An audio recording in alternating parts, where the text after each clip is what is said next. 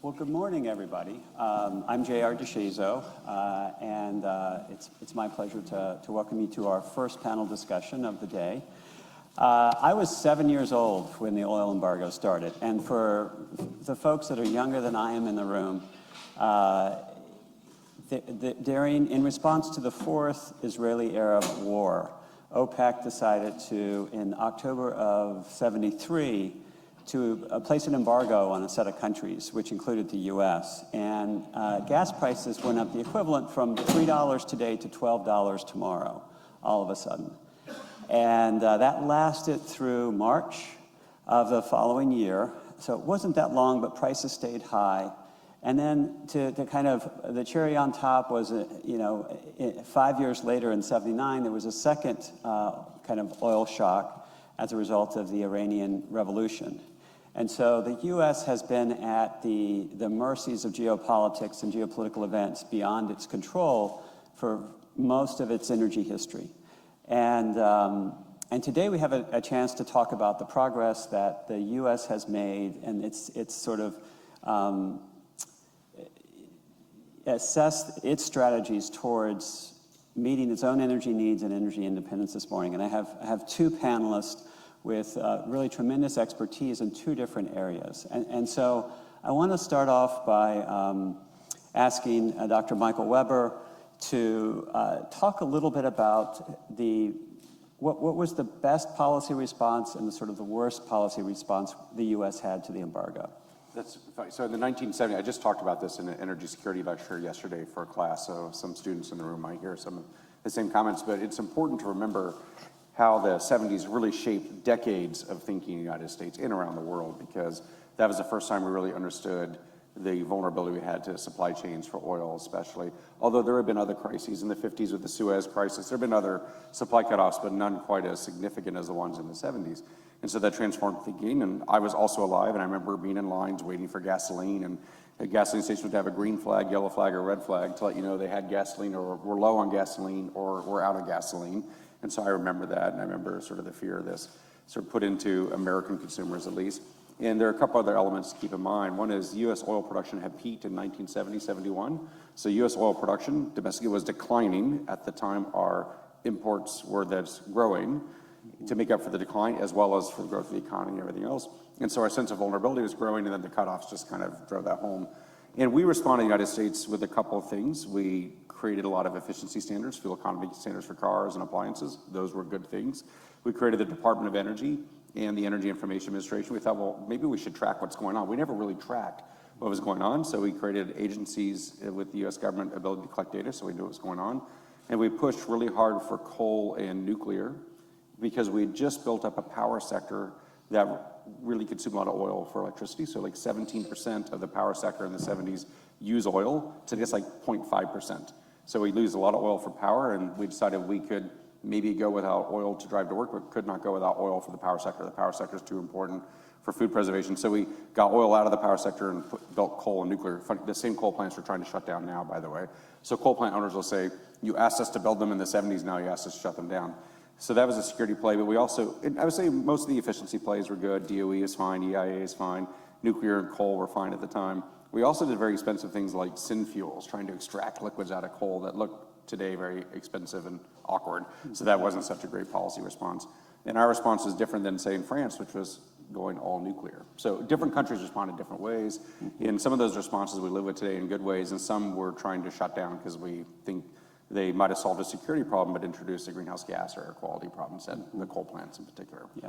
So things we're still living with the legacy of that, but now we have some different tools in our toolkit, especially based on what Ezra showed us in the prior talk. So talk a little bit about how the shale revolution, which kind of snuck up on the oil and gas industry in a sense, it feels like the energy sector was never anticipating that would happen, and then suddenly it did.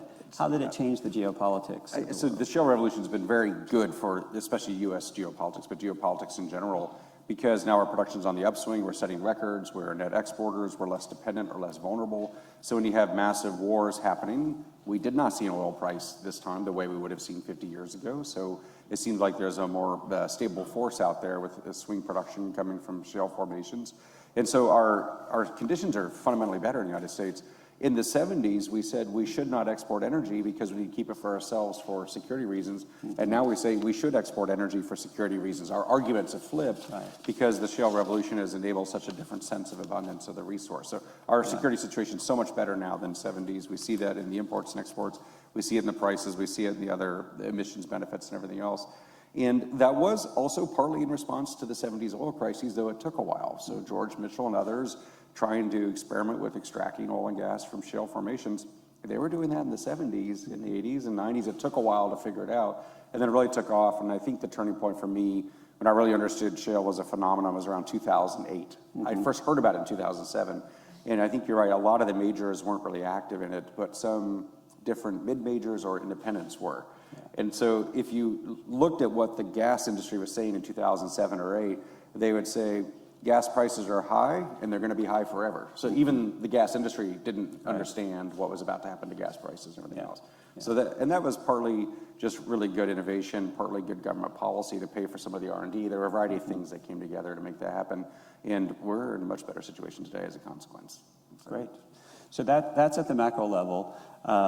So Buzz Smith, you're an expert on electric vehicle, the transition, the vehicles. You I think, won Chevrolet's Salesperson of the Year or meritorious mention for 13 years, and you've sold more EVs in Texas than anybody else in 1 year.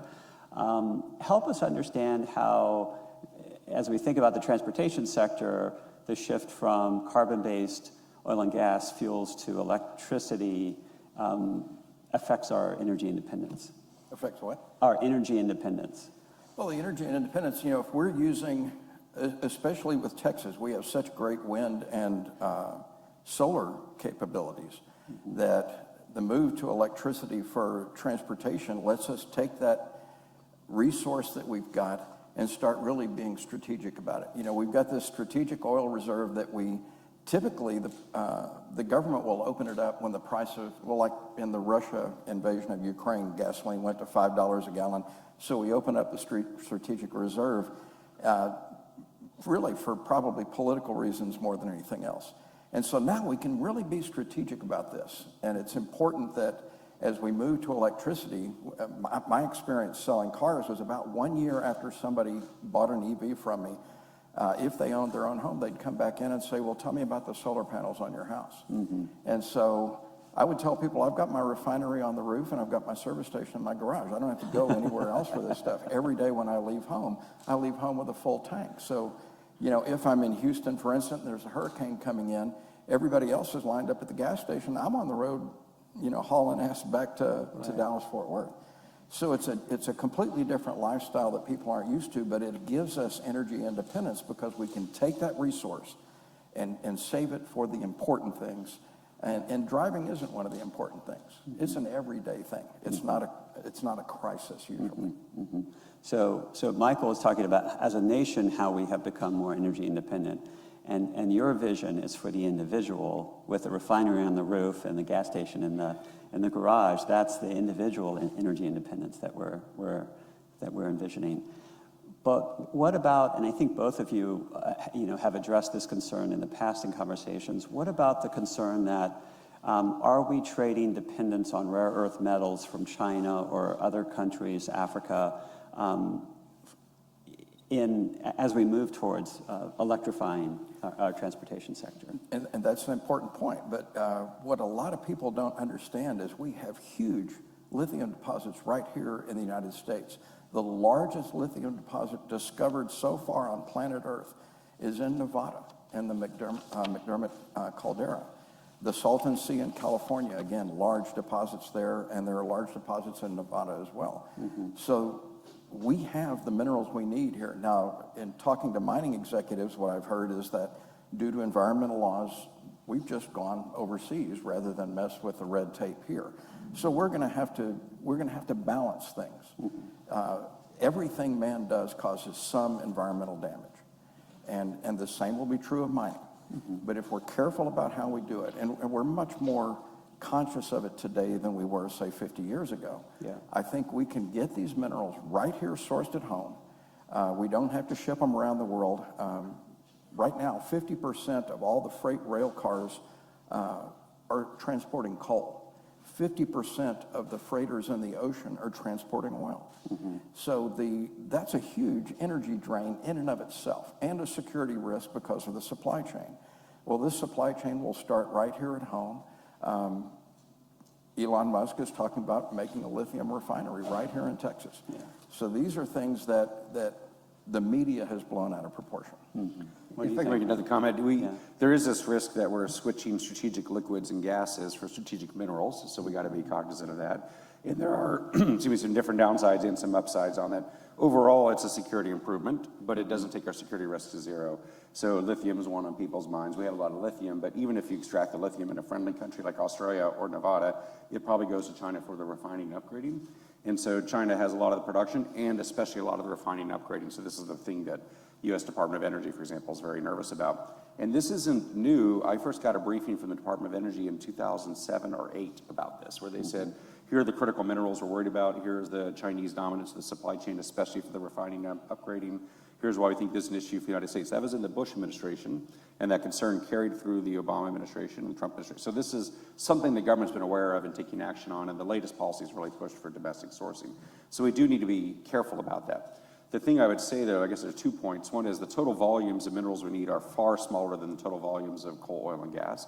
So it's like orders of magnitude improvement. I'll give you some numbers in a second.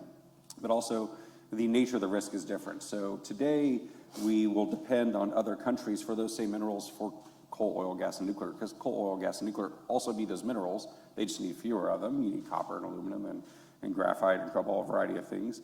And we depend on other countries, say, for those minerals, and then we also, in some cases, depend on those countries for the fuels themselves. In the United States, we're more secure because we can export, but other countries feel it, same thing like European countries importing gas from Russia, for example.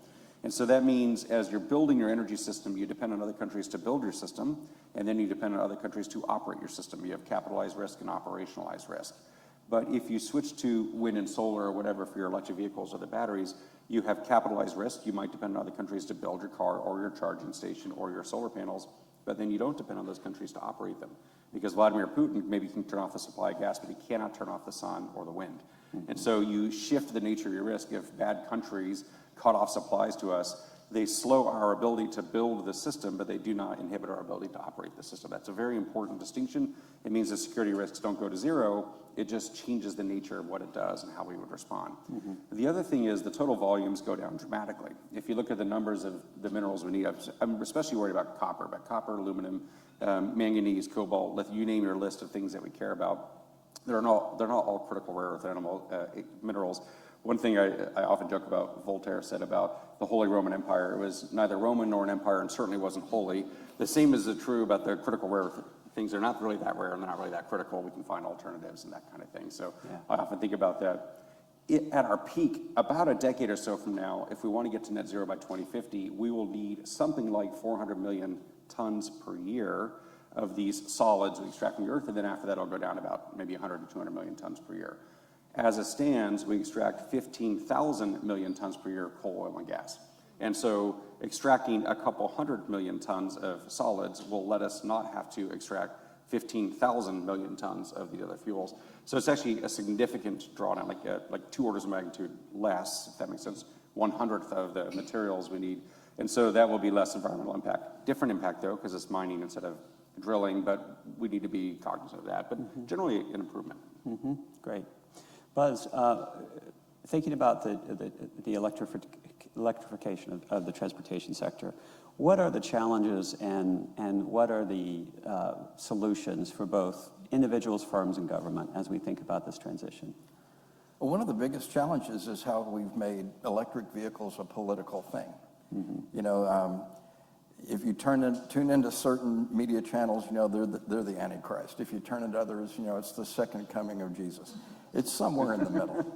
And when I sold electric vehicles for a living, and someone would come in and say, hey, I'd like to take a look at one of your plug-in vehicles, I made the terrible mistake of saying, oh, are you concerned about climate change?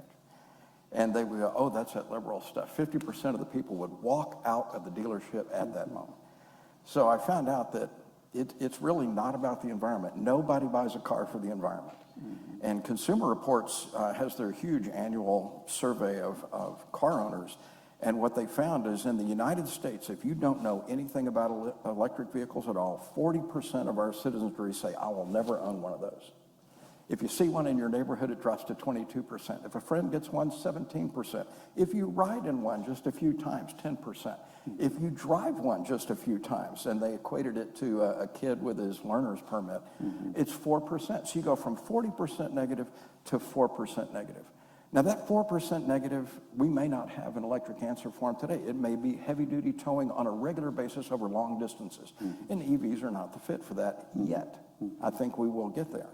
So it makes the most important thing is educating the public and letting them experience these vehicles. You know, get them to go drive one.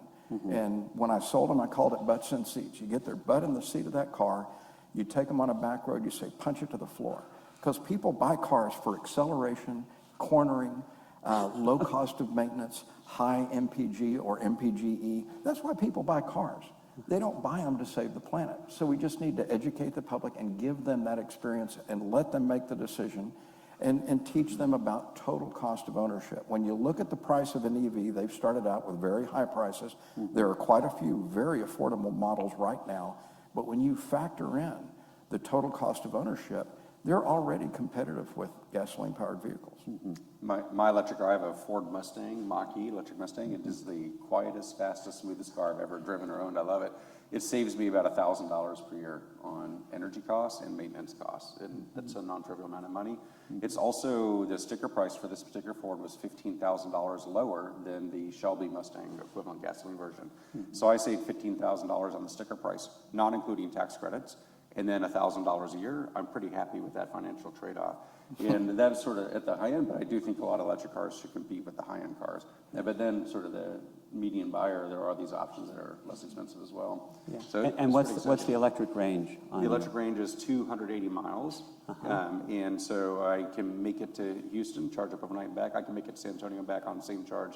And then Dallas, I'd have to charge. So if I go to Dallas or Houston, I got to charge up there, either with a fast charging system or overnight at a hotel or something, or come back. I have to think about it. So the charging infrastructure is not quite like it is with gasoline, where you just stop at whatever Buc-ee's is closest. That's really handy. I think you stayed at the Buc-ee's last night. Yes, I did.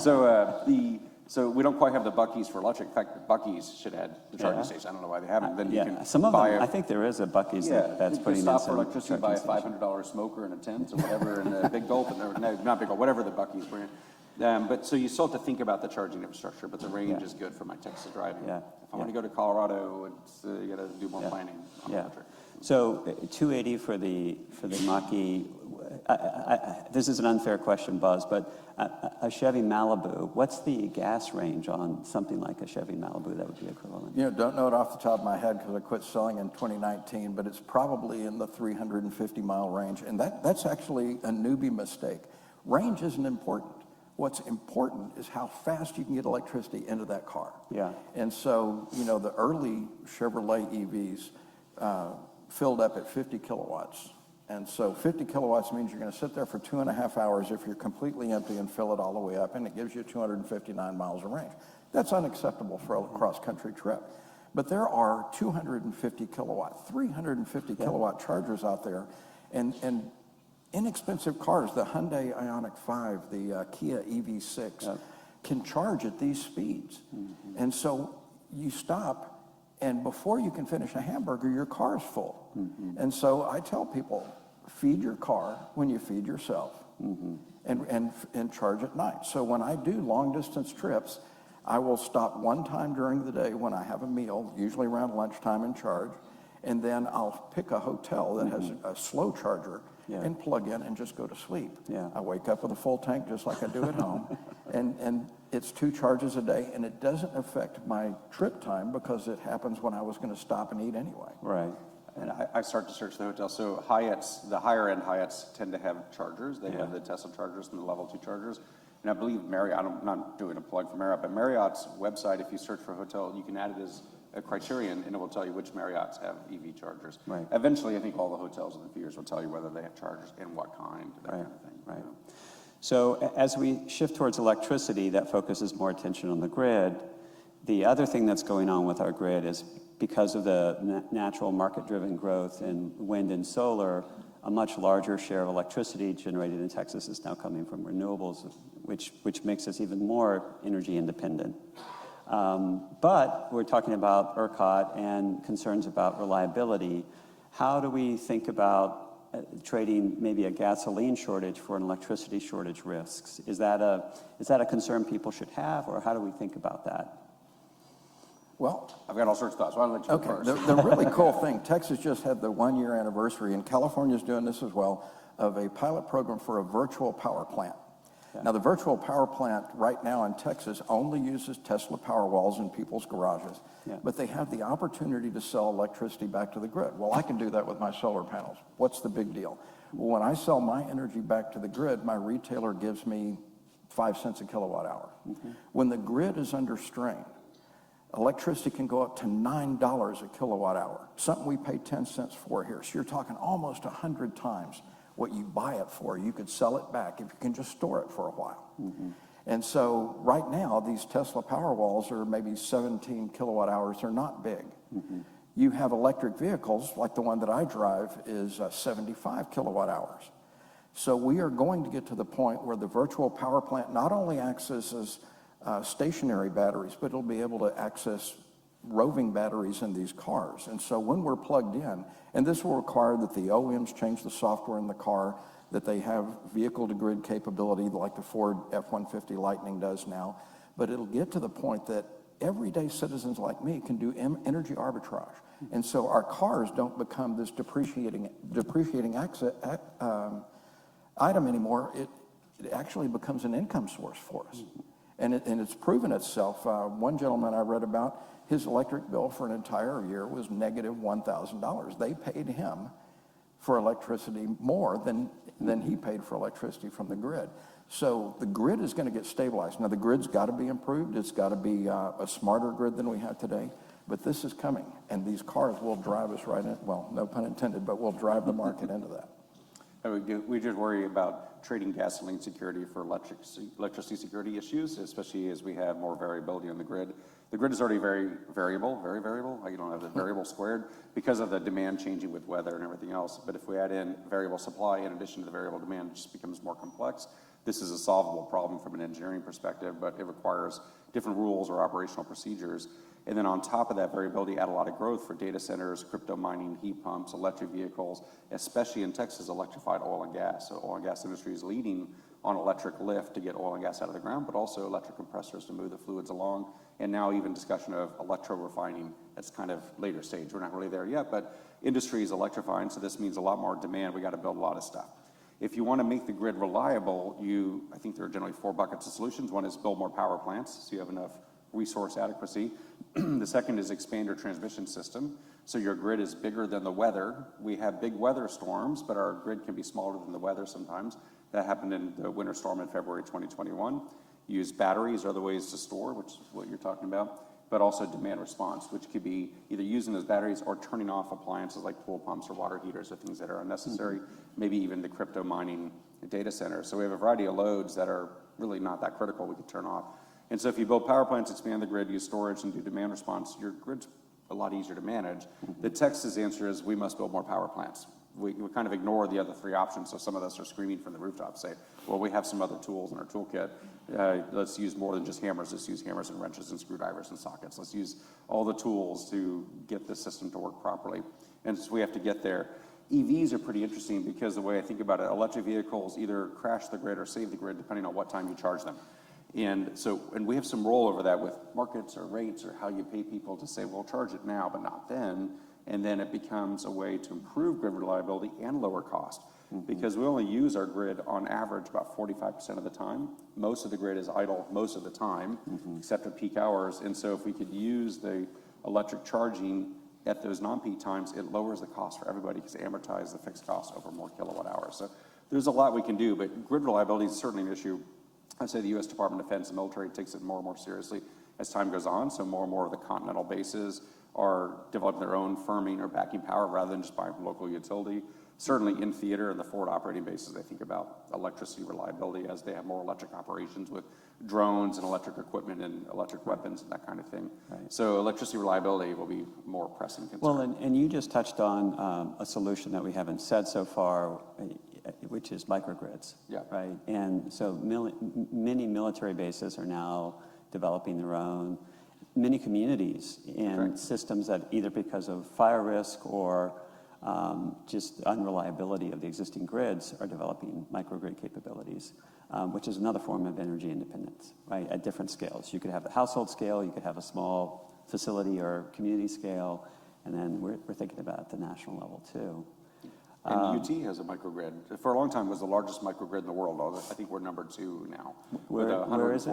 Right here, our 140 megawatt microgrid at UT. With a tour. Okay, you can go see. It's also the most efficient power plant in the world. So we have one. You're in the right place. You're in the right place.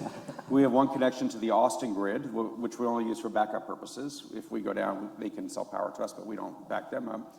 And we set it up for reliability reasons, frankly. So it's the same kind of thinking. And the military is doing something similar. The military also has special purchasing powers, where unlike other parts of the U.S. government, the military can do 20-year contracts, and the rest of the government does 5-year contracts. So they were an early adopter of solar panels, like at Nellis Air Force Base and that kind of thing, partly to reduce their energy bill, but also with some security ideas in mind. Terrific. All right. So let's take an opportunity now to hear from you all. If you have, if you have questions, let me just ask, please first identify yourself and then direct your question to one of us up here on stage. Who would like to ask a question? We have a question right back here.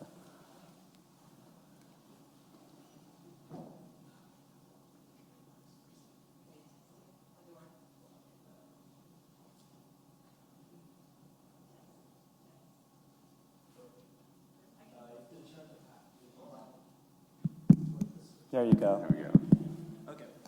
Okay. Hi, everyone. My name is Azucena, Associate Director for Research Relations here at the University of Texas.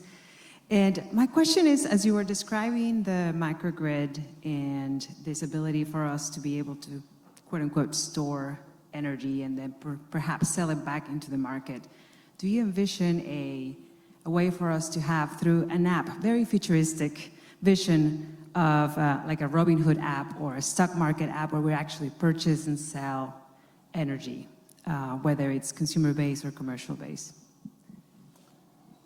So great question. Yeah, I think we'll get to a point where you have more participants in the market, which could be the app. Most of us as residential consumers, we just have our electric utility or gas utility sell us our energy and we get our bill at the end of the month.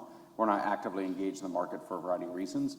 You can find ways to participate in the market, and there are people who will aggregate participants in the market, but it's usually not the individual. They usually try to aggregate the batteries across the cars or the homes or the rooftop solar panels, the schools, to aggregate supply, and some trader is doing that for you, where they pull together the participation of hundreds of people or dozens of schools or something like that. So that's usually the way to go, but I could imagine more peer-to-peer markets and more of this activity. I think most people wouldn't want to do it and don't care and who's got time, but some people will be very good at it, and there's money to be made for sure. And I think that there are two thoughts that come to mind. One, there are already some very targeted apps. So you talked about demand response. Ohm Connect and a couple of companies have systems where they will communicate with consumers who've agreed to reduce consumption or even sell power back into the grid. And they get messages, basically. So there's real-time communication there around demand response events. But what we're learning from that is that, back to Michael's comments that people don't care, don't want to be bothered, or it's not quite worth it, automation, smart thermostats, and other kind of smart energy management systems are what we're likely to see, because it's not just households, but even smaller firms, even more sophisticated firms want to be able to just adjust a couple of algorithms that determine how they interact with the grid. And so they don't have to be bothered. It's a switch on your water heater that anytime the price goes above 20 cents, it turns off or something like that, and you can sell power back. Like some sort of automation would be great. Yeah. That was what we were promised with Smart Grid 1.0 in 2008 and 9. It never came to be, by the way, but maybe this time we'll get it right. Hey, Michael. Andy Grimes, Energy Emissions Modeling and Data Lab. And my question is about you talked about the trade-off between mining and drilling, oil and gas versus metals, and the lower environmental impact of mining because of the order of magnitude. But can you comment on the, I guess, recyclability aspect of the metals? Yeah. And what the percentage throughput of recyclability is today and the prospects of that increasing in the future? Yeah, no, great question. I want to clarify, mining is not zero impact. It is a different kind of impact. It's usually not a greenhouse gas impact. It's a topographic impact, a land impact, and potentially a water impact, depending on how you have the runoff. The largest abundance of materials we deal with are primarily around steel and iron, aluminum, and copper. All are recyclable and are recycled for the most part today. In fact, in the United States, our steel recycling is the dominant source of where we get steel. We have very little virgin steel in the United States. In China, they have virgin steel and recycled steel, partly because they're in a different kind of growth mode, but that's easily recycled, can be, and if you look to Europe, they have end-of-life recycling rules that we'll probably have in the United States in about a decade. And so for the major components that happens, wearing my venture fund hat, so I'm also at a clean tech venture fund, we've invested in a company that does copper recycling, taking out of old motors and things like that. So for the largest materials, recycling's pretty standard and not that hard, and it's been around for a long time, and I expect more of that. If we really get desperate, we'll start drilling in landfills for some of it might be easier to get some materials from there. Lithium's one that's on people's mind because now that's a growing volume, still a fraction compared to copper, aluminum, and steel and iron. But lithium's growing, and lithium recycling capacity has grown alongside it. In fact, a lot of the lithium recycling capacity in the world right now is idle because we have more lithium recycling capacity than demand for lithium recycling, partly because we built up the batteries take 10 years, so I think we'll catch up at some point. And you can do it, that's a little harder than for the other metals.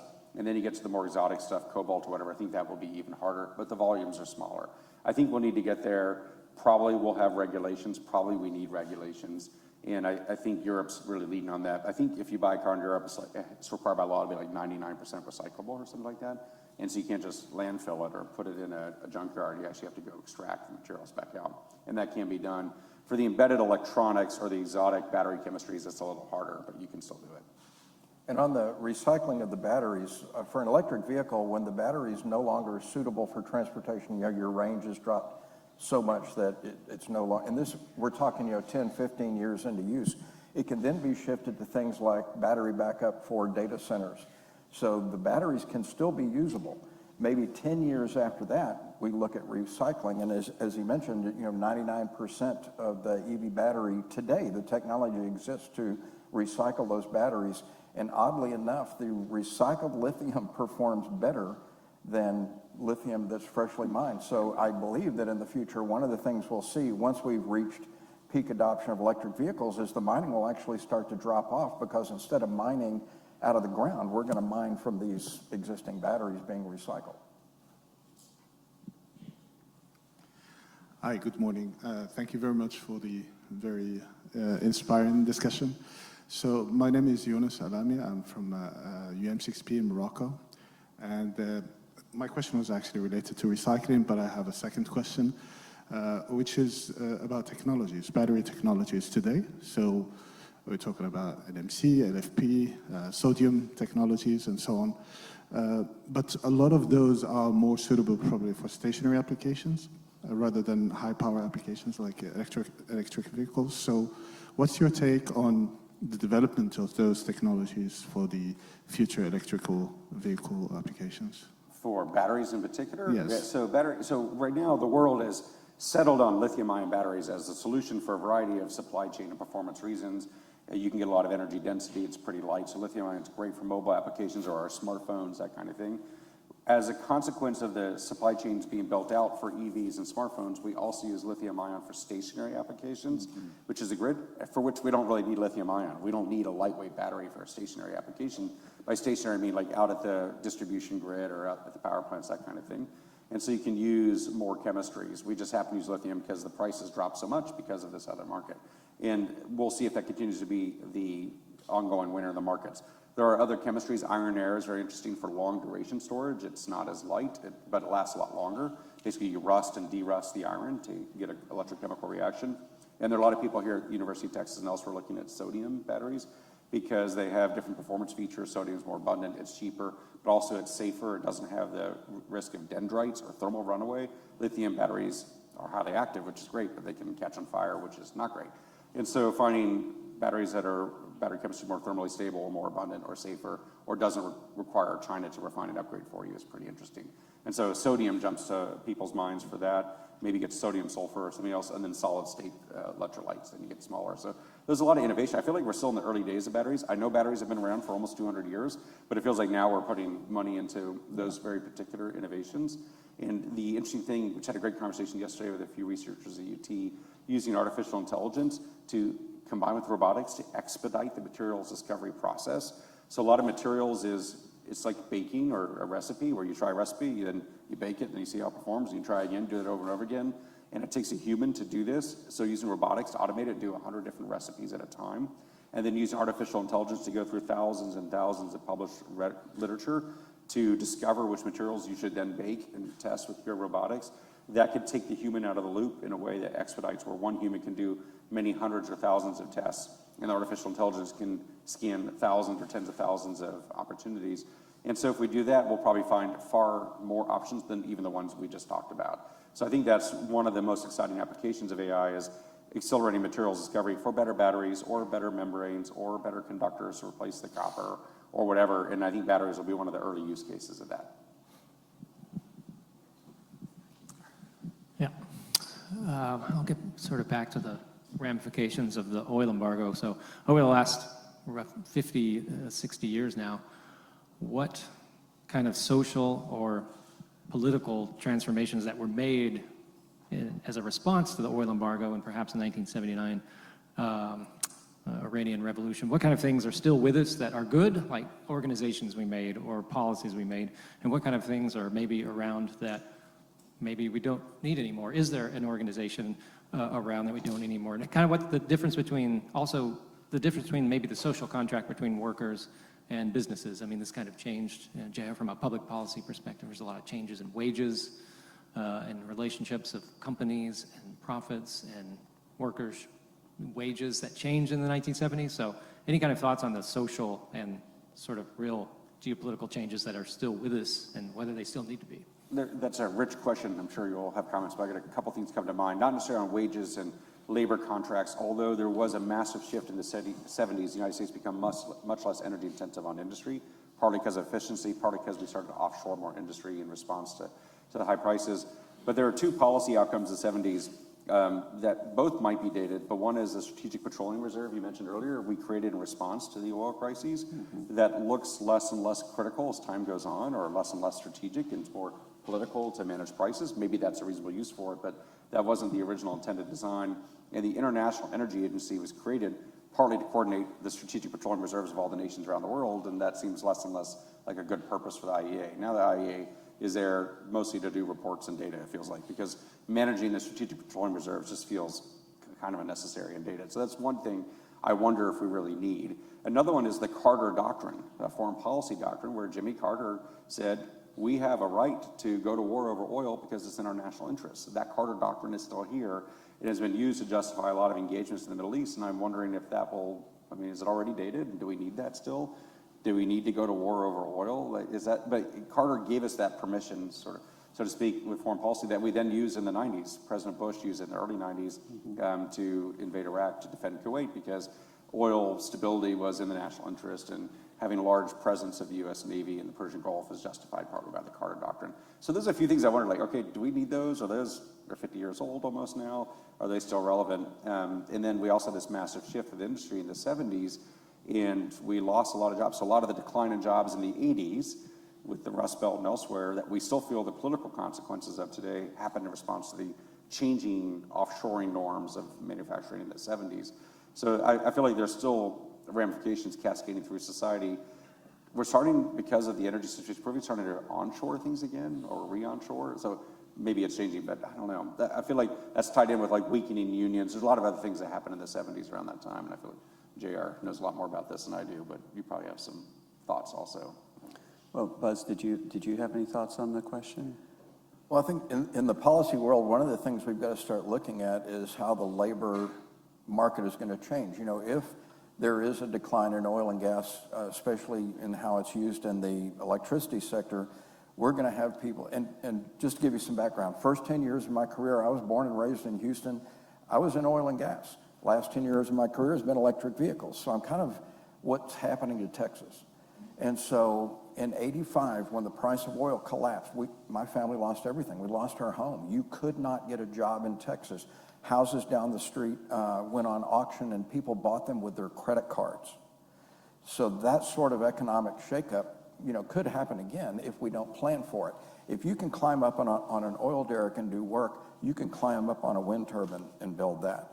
If you're a welder on a pipeline, you can be a welder on our infrastructure. There are some job skills that are going to be transferable easily into this new industry. There are others that aren't. So I think one of the policies our government's got to come up with is re-education. My grandfather worked for the same company his entire life. My dad worked in the same industry all his life, but for multiple companies. I've worked in several industries in my career. That's what this future is going to be. And education, and I love that University of Texas is doing this. Education and continuing education throughout your career is going to become critical. We've always talked about companies having to be nimble. You have to be nimble in your career and be prepared for whatever the next wave happens, because especially with AI, these changes are going to happen faster and faster, and they're going to be striking. And so for you to be relevant in this society and in your job, you gotta surf the waves. You've got to stay prepared. And our government, I think, has to help us with this. You can't do it at night school if you're raising a family. You've got to be able to take a year or two sabbatical to learn the new job skills to move into new industries. And the only way to do that might be a government savings account where you're putting money away, sort of like an IRA that you can draw out of later to take that year off to get those new skills. So before we get to our last questioner, just in response, Carrie, I think one of the things that's happening is a shift in focus to electrical utilities. As we use electricity as a feedstock for the transportation sector and for industry increasingly, and they're now the place where we're managing a variety of extreme weather shocks, extreme heat, drought, cold. We've moved from a world in which utilities kind of happened behind the scenes. Nobody even looked at what their electric bill was when they got it each month because it never changed. You just forgot about it and factored it into your budget.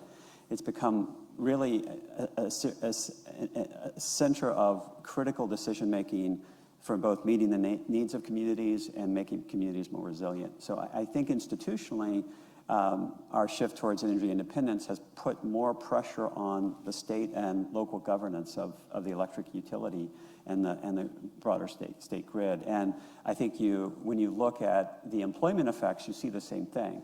You see a shift in employment away from extraction and refining, and in many states already in the western part, and much more of a focus on how our electric utility workforces preparing themselves and are they ready, and a lot more negotiating with unions where they exist. So let's take our last question over here. Hey, good morning. Fantastic discussion. I'm Jared Ware from the Railroad Commission of Texas. Previously worked critical infrastructure policy. Now I'm working on geothermal and carbon capture and sequestration. So my question is, what are the big strategic policy issues that you see that we need to do to continue this progress toward energy independence? I love that. Well, geothermal is a great opportunity in the United States, and it might not happen in great scale in Texas early on, but the companies are likely to be Texas-based companies or leverage Texas-based expertise. I think one of the advantages we have in Texas is the ability to get projects built, and I think that's a key thing that if we build it, they will come. And we've been, despite the rhetoric that's anti-wind or anti-solar, building a lot of wind and solar, and despite the anti-battery rhetoric, we've been building a lot of batteries. So I think the fundamental advantage we have and that we should keep going is let's build stuff. Let's not put up prohibitions to building things. And that includes pipes and wires and drills and you name it, and subsurface caverns for storing either hydrogen or sequestering CO2, you name it. And I think that's really a great ability that other states and other countries don't have. So I think that's our key advantage, just keep doing that. I also think it's worth putting a price on pollution. Right now you can pollute for free. I don't think you should do that. I think you should put a price on pollution. I also think you should put a value on reliability. And so people complain about the lack of reliability of certain forms of energy. Well, you maybe don't punish them, but you reward those who are reliable, those who show up when we need them most. So you can have reliability markets, say in the power market, where you are rewarding people who show up, and then you have pollution fees, so you punish people who are dirty. I think if we use the efficiency of the markets and the ability to build stuff, we'll be in pretty good position. Buzz? I don't know that I have much to add to that. Okay. Yeah, I think pricing carbon is probably the most important policy decision, but you know, one of the things that we want to be able to do, to just build off what Michael said, is allow our energy markets to work in all areas. So whether that's hydrogen or carbon capture and sequestration, we need to make sure that they're not regulatory obstacles to sort of energy, all of the above, as sets of solutions.